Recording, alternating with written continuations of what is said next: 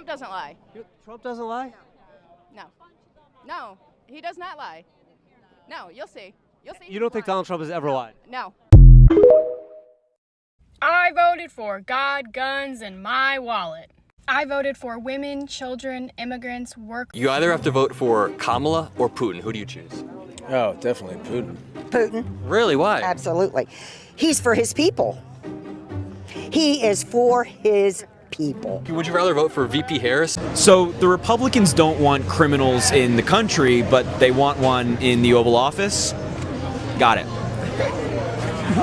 On today's episode of Real Housewives of the White House, Trump had to choose between the American people that he made his whole campaign about, saying that he was going to look out for, or a billionaire. Guess who he chose?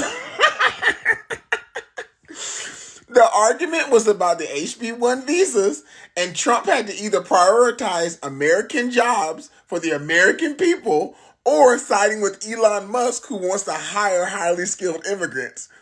Who did the billionaire side with? The American people or another billionaire? Ooh, this season is good, girl. Ooh, I need more popcorn.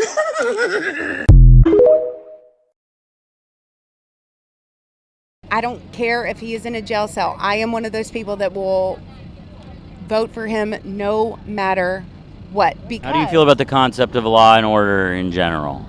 I agree with law and order. I am 100%. Do you feel that if he's convicted, though, that wouldn't change your mind? He won't be convicted. But if he was. But he won't. But if he was. He won't. But if he was convicted. He won't be convicted. But if he was convicted. It is impossible. No, but I'm saying, what if he's found guilty? He won't be. But what if he is? I'm not going to answer that question. Okay. He won't be. But if a trial takes place and then he's found guilty, like, what if that happens? I'm not going to answer that question. Okay.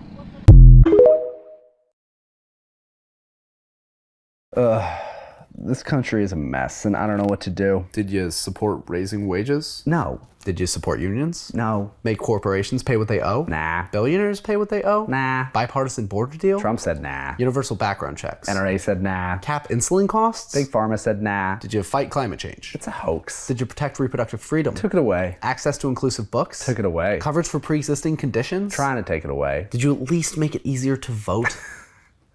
No. Yeah, what's there to do? Shut down the government.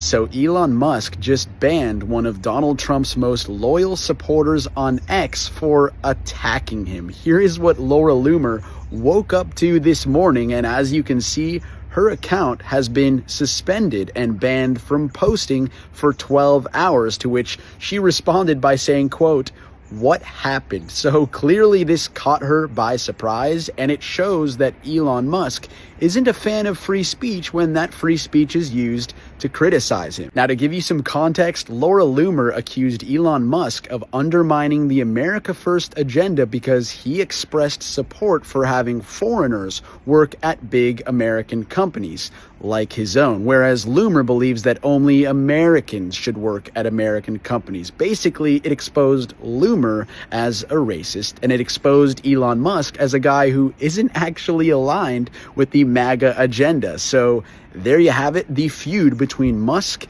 and MAGA continues. Let's keep it going.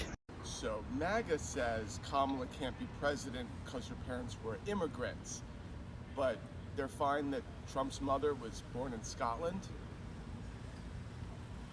Got it.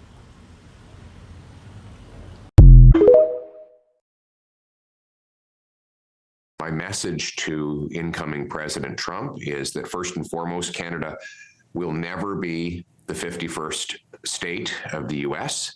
We have a heroic history, a great people, and a very proud future ahead of us. And the president has raised concerns about our border and the government's destruction of our military. Well, we should reinforce our border to stop fentanyl, guns, stolen cars, not just for President Trump, but for our own people after 9 years of Trudeau losing control of the border. And we need to rebuild our military to protect our continent and our country against Chinese and Russian submarines and spy balloons, terrorists, and other risks, and to rebuild that military with a warrior culture, not a woke culture. Finally, on the trade issue, what I'd say to President Trump is, look, yeah, we have a trade surplus with you, but that's because we're basically donating you our raw materials and letting American workers profit from $100 billion of underpriced Canadian oil and gas so they get the money and the jobs. I would be more than happy to bring that home. And that's why I will repeal all the insane anti-energy, anti-resource laws the NDP Liberals have passed so we can liquefy, upgrade, and transport our own natural resources and bring powerful paychecks home for our people. Trump isn't going to do anything about gay rights. You have nothing to worry about. You're being so dramatic. Okay, tell me you just don't understand constitutional law.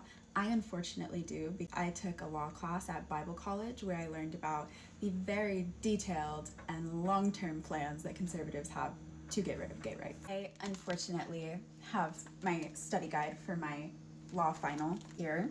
So let's take a little trip down the history of Supreme Court cases. In 1965, there was Griswold versus Connecticut that created an implied right to privacy in the Constitution. This was the case that allowed married couples to have access to birth control. Let's remember, this is the one where we came up with the implied right to privacy. Then in 1972, we had Eisenstadt versus Baird, allowing unmarried couples to have access to contraceptions. In case you don't know, the Supreme Court works on precedent.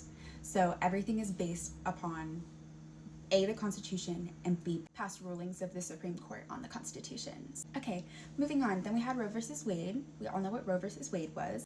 Doe versus Bolton was a secondary piece of that, but both of those built on those former two precedents. Then we have Planned Parenthood versus Casey, which kind of just like solidified Roe versus Wade.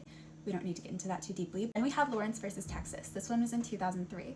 I'm 22 years old. This happened when I was 1, okay? When I was 1 is when the Supreme Court decided that states could not put people in prison for being gay. And do you know what precedent that was based upon? The same one, the implied right to privacy. So then we have Obergefell versus Hodges, which is the one that happened in 2015, 9 years ago. Super recent history, made it so states have to recognize gay marriage. When Roe versus Wade was overturned, and I'm putting it in air quotes because that's actually not what the Supreme Court case did, it overturned the implied right to privacy. That's what turned abortion back to the states. If the implied right to privacy is stated to no longer exist, which is exactly what happened in the overturning of Roe versus Wade, then every other court case that's built on that precedent will likely be revisited. So how does this have anything to do with Trump? The president doesn't have anything to do with the Supreme Court. Oh wait, the president appoints justices to the Supreme Court, and justices have lifelong appointments, and there very likely will be another Supreme Court appointment in the next 4 years. And unfortunately, if that happens, that means we will be stuck with an overwhelmingly conservative Supreme Court for the next 40, 50 years, which means that when these cases are reheard, it is very likely that all of these things will be turned back to the state. And if you think all of that doesn't affect you, they want to go after no-fault divorce, you would have to prove that you were in an abusive marriage and go through long court proceedings to be able to leave that abusive marriage. You think this doesn't affect you? It does. I know that a lot of the MAGAs don't want to be MAGAs anymore, but they don't know how to go about it. I mean, they are in full regret. Yes, they are regretting right now and they are lamenting. A lot of them are complaining. And guys, Trump is not yet in the office, and look at the complaint, look at the lamenting, look at the regrets. So to the MAGAs, this is what you voted for, right?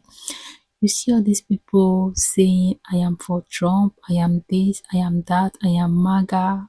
You are regretting.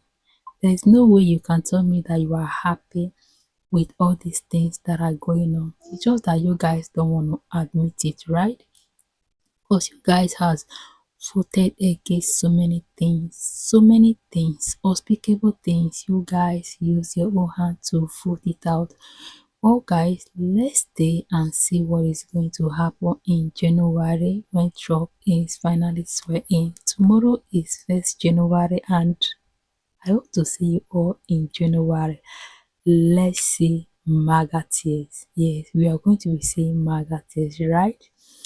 Well, guys, let me know what are your thoughts in the comment section, and don't forget to give this video a thumbs up and subscribe to my channel if you haven't subscribed. Guys, let's keep that conversation going in the comment section, right? Thank you all for watching. Stay tuned and see you all in my next episode. Bye.